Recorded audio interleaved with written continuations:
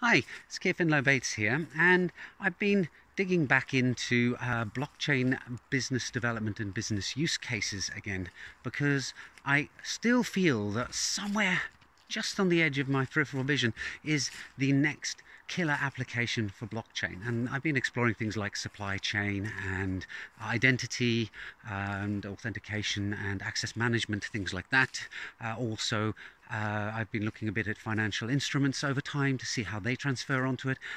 Nothing's really quite clicked yet, but I'm reminded in the internet era of the difference between pets.com and Amazon.com, which I think really clearly illustrates the vital importance of having a good business use case when you set up a new business in a new technological field.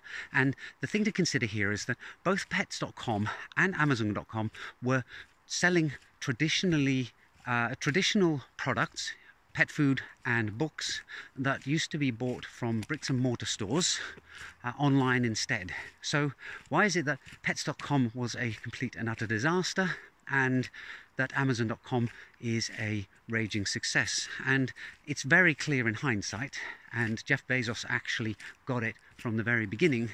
Selling books online or CDs or things like that allows you to tackle the long tail.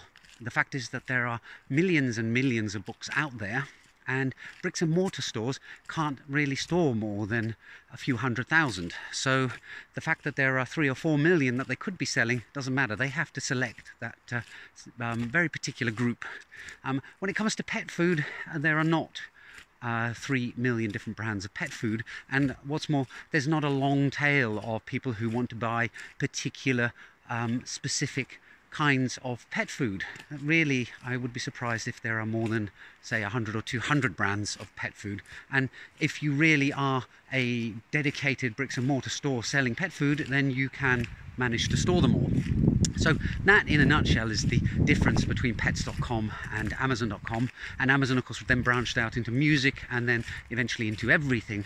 But Bezos picked books for a very specific reason, and it's that long tail, and it's that particular market that he saw he could dominate in a way that Barnes & Noble or Waterstones or some other bookstore never would be able to. So it's got to be the same thing with blockchain, that really there are some cases out there where when we finally see it, it's going to be blindingly obvious, but we're still, I think, feeling our way around. There's a sense that it's out there somewhere and somebody's going to nail it at some time soon. Be nice if it was me. Odds are probably it won't be, but we shall see. That's it for today. See you in the next video soon. Bye for now.